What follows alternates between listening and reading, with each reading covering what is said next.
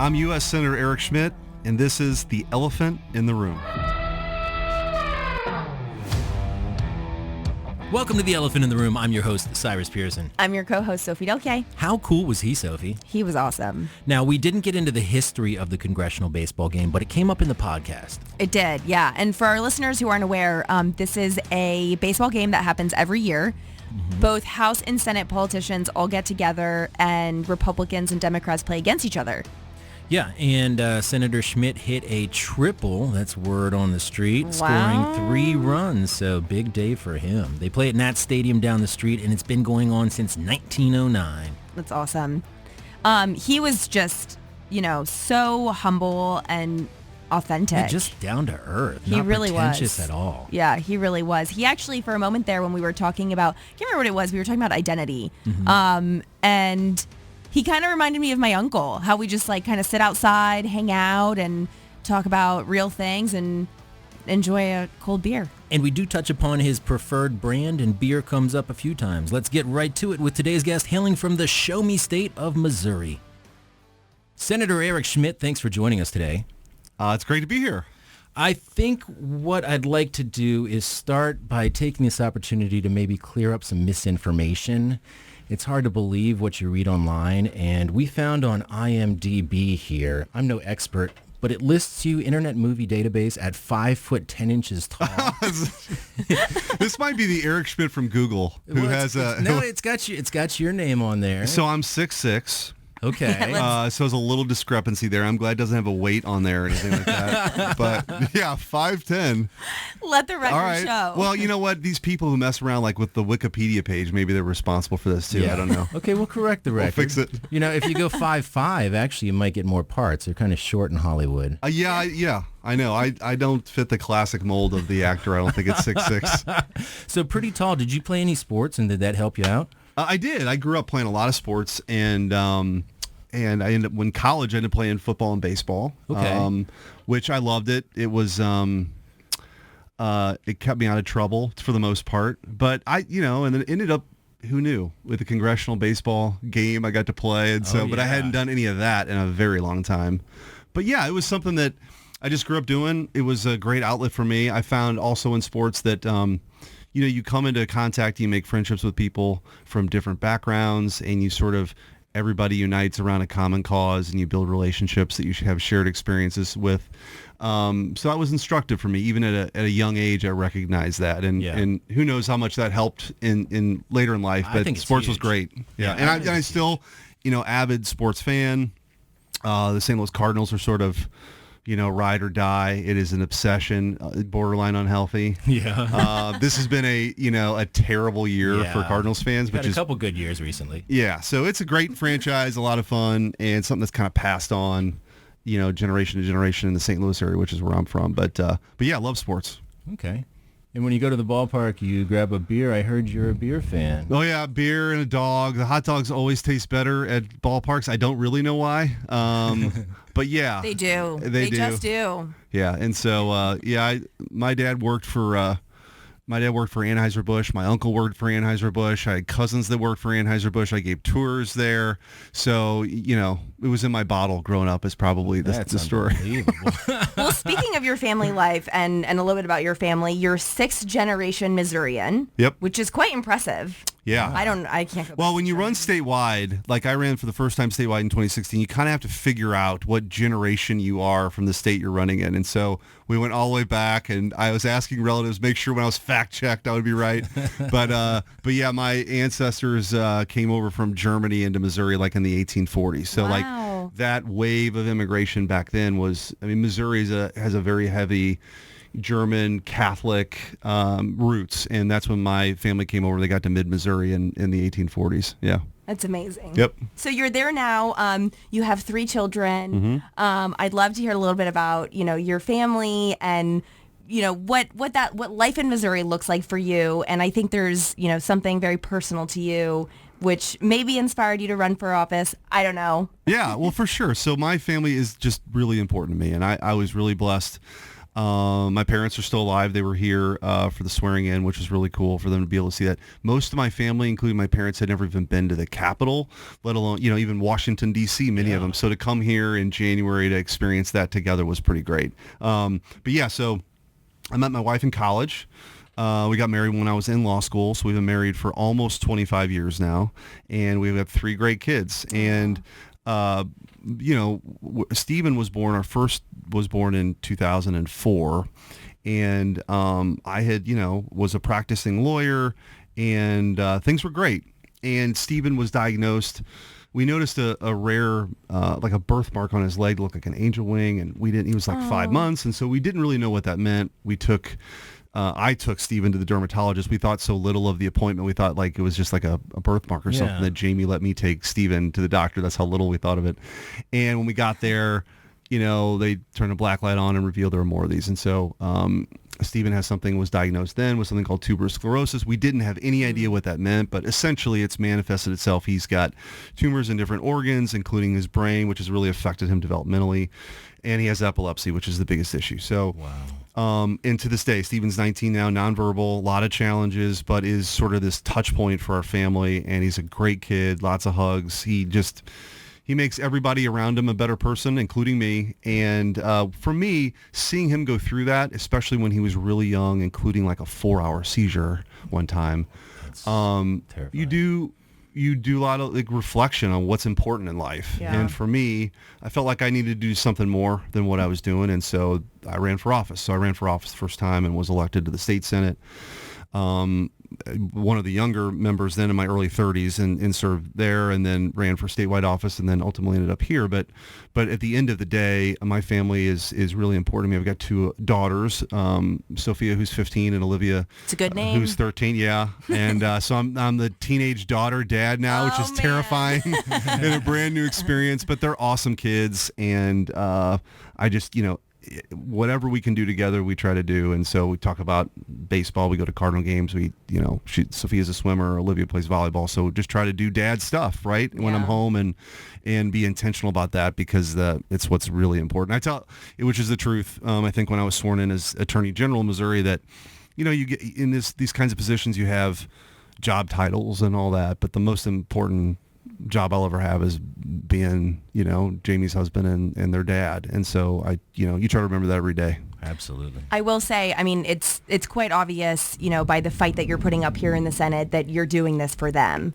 And it's really amazing to see, someone who, is incredibly successful as yourself and very smart, but who at the end of the day, is like an average person just trying to make, a better United States for the future generation, which includes your children. Yeah, I try not to, which in this town I know there's a lot of egos in this town, but I think part of it is my experience with Stephen. Yeah. Part of it is I grew up in a really blue collar, neighborhood. I was the first person in my family to go to college out of high school, let alone, and so there's a lot of important anchors in my life that make me appreciate this opportunity, and you just try to make the most of it. But yeah, I just like doing regular stuff.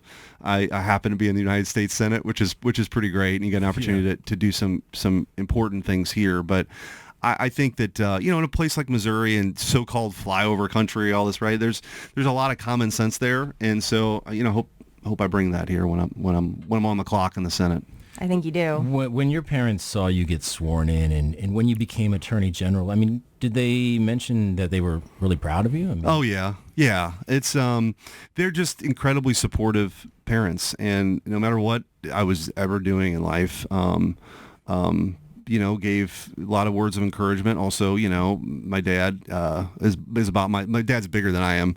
My dad's 6'4", but he's a little, his hands like just totally swallow your hands when he shakes your hand. That's amazing. So, he kept me on the straight and narrow too, which was important. He's my role model, right? It's somebody that I look up to. And so, you want to make them proud. You want to do things that support your community, make your corner of the world a better place, and I'm just really fortunate that my parents have gotten to see a lot of that. So you were the Missouri Attorney General for our listeners. That's a pretty big role. Each state has one, right? Yeah.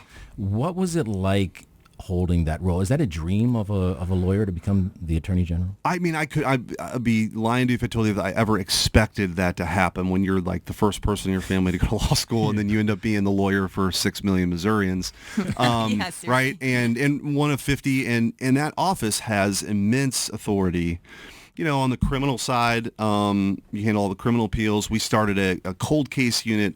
We partnered with the U.S. Attorney's Office to prosecute violent crime in places like St. Louis and Kansas City, so a lot of important work there. But, also in the last couple of years, when Joe Biden came into office, you just saw this supercharging of an agenda that was based not on what Congress had ever voted on, but these administrative acts. And so we really took the lead. Wanted to be a leader nationally in defending our kind of system of federalism, separation of powers, freedom, liberty, opportunity, and you can do that as Attorney General. So we, for example, had the first lawsuit on the vaccine mandate. We took that to the Supreme Court and we won. We were able to kind of push back his changing of course on Remain in Mexico and Title 42 on immigration for a while. We filed the student loan debt forgiveness scam lawsuit, and Missouri had the standing for that lawsuit. Ultimately, it would have cost taxpayers $500 billion to $1 trillion. Wow. So we won that. And then also during, kind of COVID times, just really saw this abuse of power at the local level with mask mandates. And I'm a dad of school-age kids. And so, we sued 60 plus school districts in Missouri. And a lot of people thought, they questioned that, but I just felt like it was wrong. There was no science behind this. There's no evidence behind this. Kids were being caught in the middle of this power trip that a lot of adults had, and somebody needed to stick up for them and the parents just to make their own decisions, right? Mm-hmm. To decide if that's what they wanted to do. So we were able to kind of do some really good things there. And then, of course, we had, the big Missouri versus Biden lawsuit about free speech, which is kind of central to what's important to me and what it means to be an American. Well, let's definitely talk about that. Yeah. A lot of our listeners actually might not know what the Biden administration did in this case and what was so wrong about it. This essentially was, the Biden administration working with big tech and social media companies. So I'd love to have you talk about what really happened there. Yeah, some of this is pretty surprising. Yeah, it is shocking, really. And when we filed the lawsuit, we thought we had some idea of how deep this rot was, but nobody could have imagined how broad this was. And so really, the First Amendment is this bedrock principle in this country that people can speak their mind, right? That the government doesn't have any business telling you what you can say or what you can think or what you can hear or what you could repost or any of that stuff. And that's exactly what they were doing. I mean, what has been uncovered now and proven, this is not allegations, but in, court decisions, that they engage in this vast censorship enterprise. What does that mean? Well, during COVID, if somebody, had a point of view that was different than Dr. Fauci or from, the medical establishment as they saw it, I mean, they were colluding with, coordinating, and coercing these big tech giants, the biggest companies in the history of the world, to take down millions and millions of posts and silence Americans. The government doesn't get to do that. They also can't outsource that to big tech, and that's what was going on. And so it was egregious. It spanned from, the White House and their communications team to CISA, which a lot of people never really heard of, to, Homeland Security. I mean, they had a disinformation governance board, like this Ministry of Truth deciding what the truth was that the government was going to tell you. This is nuts. And so we filed the lawsuit, Missouri versus Biden. We were able to get discovery, expose a lot of this, an injunction's gone in place that's making its way to the courts, through the courts. It'll ultimately end up at the Supreme Court. But at the end of the day, it's the most important free speech, I think, in the history of the country because, a lot of the cases have been centered over the years, your ability to say something in the town square, right? You can go and, in front of the courthouse and you can have a debate or, state your point of view. This is now, we've got an online public square, right? This is a virtual town square, and people have those same rights to speak their mind and have a dissenting point of view, right? The government doesn't get to come in and say, well, that's disinformation, misinformation, therefore you're deplatformed. It doesn't work that way. So this case stands for that proposition, and I think something that, I'm certainly proud of it. Do you think it's getting enough attention?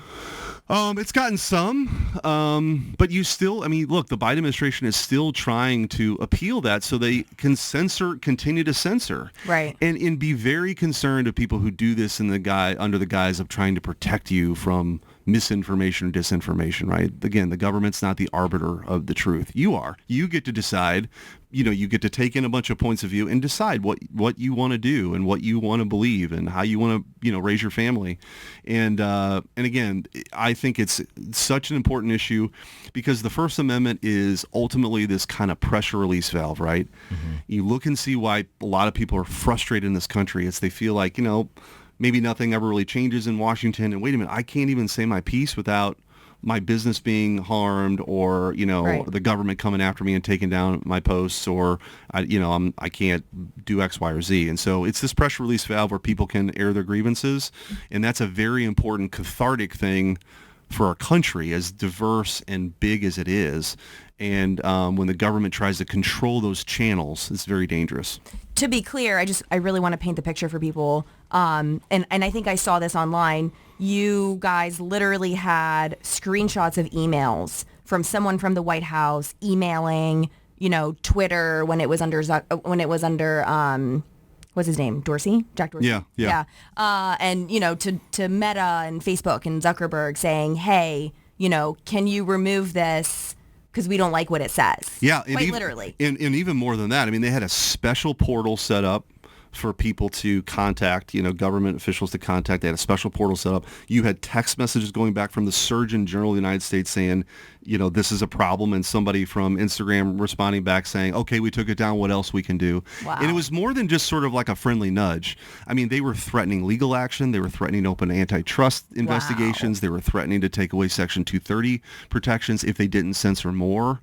And so it was really this, think about the immense power of the government. Mm-hmm. Combine that with, again, some of the biggest companies ever to exist on planet Earth, all coming at exclusively conservative points of view. Right. And right. I think, no matter if you're a Republican or you're a Democrat, conservative or liberal, this ought to scare people to death. So true. Because it might be an opinion that you don't like this time, but maybe next time it's actually something that you really, really believe in. And again, we got to root this stuff out and why that case is so important. And then I've sort of brought that point of view and perspective to some legislation that I filed as a senator. Because, I'm not going away on this. Mm-hmm. I just think this is fundamental to our country. Yeah, that's amazing. If I could take a step back just so we can cover so many topics here. You went to Truman State University. The Truman State University, yes. The Truman State University. You have some famous graduates there. Jenna Fisher from The Office. Yeah, we were there at the same time. No way. She was 2 years older. We didn't know each other. She was there. General Pershing attended there, of the Blackjack from World War I. I don't know how long he was actually there, but they certainly Truman State claims him. Wow. I have down here Kane, the professional wrestler who was 7 feet, 323 pounds. Yeah, taller guy than me. You don't find many of those. No, I haven't seen. Wow. And he's, by the way, like the county executive in Knoxville. He's in politics now. Yeah, so on the Twitter machine, we kind of sometimes he's a conservative, so he's a good guy. That's amazing. Yeah. I love that. But then you went back, I have down here. And by the way, one little anecdote. When I graduated from Truman State, I have Truman's desk now in the Senate, which is kind of interesting. Cool. Wow. And Just by chance? Well, it's sort of the Missouri desk that I inherited. Oh, right. Yeah, Of course. And then they have a named for him. Yeah, it's named after him. Okay, And then in the desk, senators, there's a lineage, and so Jack Danforth, Tom Eagleton, Kit Bond, Roy Blunt have the desk. Tom Eagleton, who was a senator who had that desk, gave the commencement address when I graduated in 1997. So it's kind of a weird, Holy cow. Weird kind of Full cosmic. circle. Yeah, Totally cosmic. Have you met Kit Bond and Roy Blunt? Yeah. The former senators. Yeah, Kit Bond was actually at the state fair, getting around. Seems to be doing pretty well. So Good. Yeah. Awesome. You taught a 21st century civics course. Is that true? Yeah, so I went to law school at St. Louis University. So I was educated by Jesuits. So I went to a Jesuit high school. Me too. Okay, yeah. Be a man for others. And by the way, that had something to do with this collision course of, things happening. Sort of, I always cared a lot about the American experiment. And then, this catalytic event happened with my son. But also at the high school I went to, there was this idea of being a man for others and kind of going out into the world and making a difference. So all that kind of collided and that sort of I propelled love me the Jesuit principles. into politics. And so anyway, I went to law school at St. Louis University, which is a Jesuit institution as well.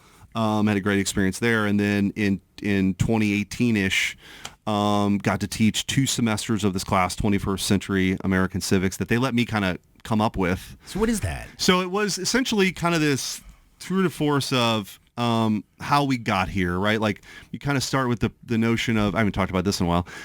Sorry. No, it's great. I love it. It's sort of this might makes right principle, right? That had dominated the world forever. And still, by the way, in most places in the world, even today, right? Like, are we talking peace through strength or? Yeah, well, no, we're talking about, hey, the strong man, there is no rule of law. You sort of give up a certain amount of liberty for the protection. You got like Hobbes's idea of like the Leviathan and this social contract, and societies are forming, but there really was no belief in individual rights, right? Until America kind of comes on the scene. You've got people like Locke and other people talking about this kind of thing, and when is it okay to rebel? And anyway, so America comes on the scene in 1776 and says, everybody else in the history of the world's had it wrong. Our rights don't come from a king or a queen. We're not subjects.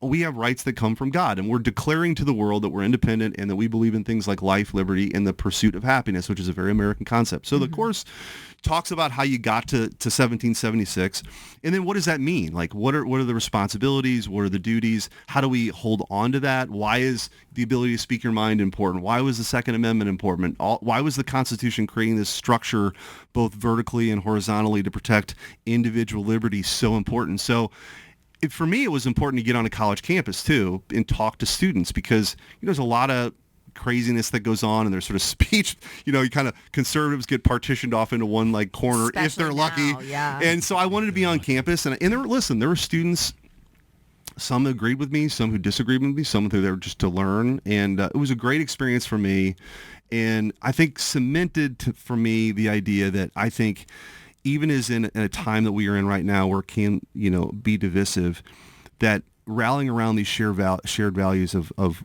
this American idea, right? That we believe in an idea, and that no matter who you are, if you believe in that, you're an American, right? And that should be a rallying cry for us moving forward. It's hard to see that sometimes in the 24-hour news cycle, but I think that's important. Not to get too deep, but if you look up the definition of civics, I mean, they have variations on this, but essentially the rights and duties of the citizenship. And I think we hear a lot today about, I have the right to do this, and these are my rights, and these are my rights. But there's a duties aspect to that too. Can you talk about that just a little bit? Yeah, I mean, at a minimum level, right, voting, that's an important thing to do. But I think, being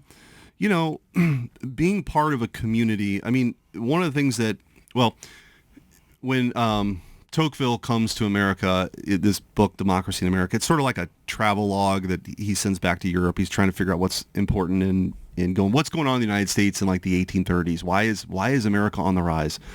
He starts touring around the country, and what he discovers is that we're a nation of joiners, right? We're a nation that we get involved, whether it's church or some civic organization, and that kind of cultural pluralism is very, very important to what it means to be an American, because it's not one thing necessarily, right? But we all have different layers, which, by the way, that's what's so destructive about this identity politics, right? Which seeks to kind of make you one thing, and it's defined by your race, and that's it. Yeah. And you divide the room by oppressor and oppressed and white and black. That's not what America's all about, right? Like as we're talking on the show, like, I'm Catholic. I'm a Cardinal fan.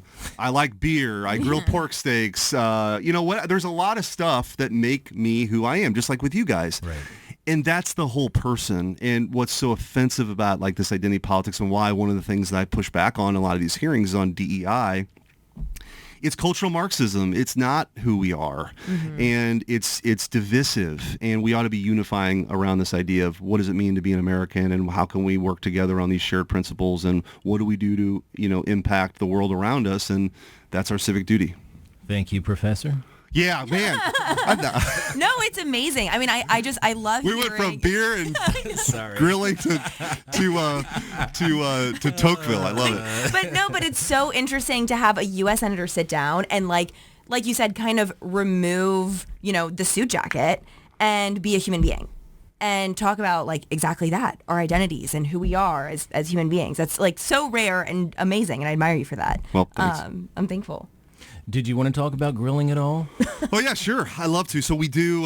One of the things I had no idea about. I didn't know we ate together all the time. I didn't know that this was a thing. I didn't know about these lunches. Yeah. You talking about the Senate up here? Yeah. Okay. Yeah. Well, at least the Republican conference. We have lunch Yes. every day. Well, this is shocking to a lot of people. My fiance works for JD Vance, and they had the exact same thing. Yeah. Yeah. As if the listeners have never heard of that. But I didn't know this was a deal, right? Yes, which is no one knows. Which is kind of neat because like one day Yeah.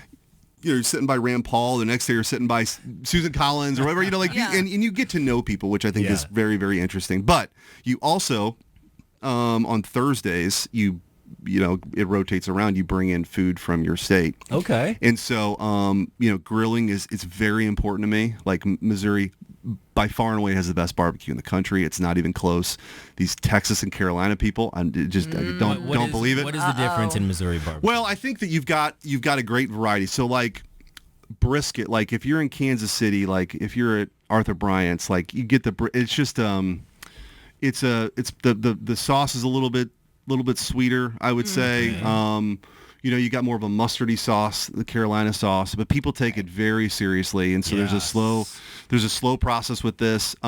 I'm from the St. Louis area, and one of the things, even in parts of Missouri, they're not as familiar with this, but certainly in the St. Louis area is what's called pork steak. So I brought pork steak up, which essentially is the pork butt or the shoulder, and it's sliced. Normally it's like pulled pork. Okay. That's what you have, like a pulled pork, but it's sliced like a steak. It's very affordable, which is probably why it got so great. popular. Sounds great to me. Right, I and love so pork. It you sounds amazing. basically you grill it, and you can smoke it like the course of the day. I typically will grill it over a lower heat for a little bit longer than you would normally like grill a hamburger or something like that. All right. But and you can slather on some Mall's barbecue sauce, which is a very kind of a St. Louis kind of thing to do too. But there's a lot of different varieties of like you've got ribs, you got St. Louis style ribs, you got pork steaks, you've got brisket, you've got pulled pork, and St. Louis has got a lot of really cool.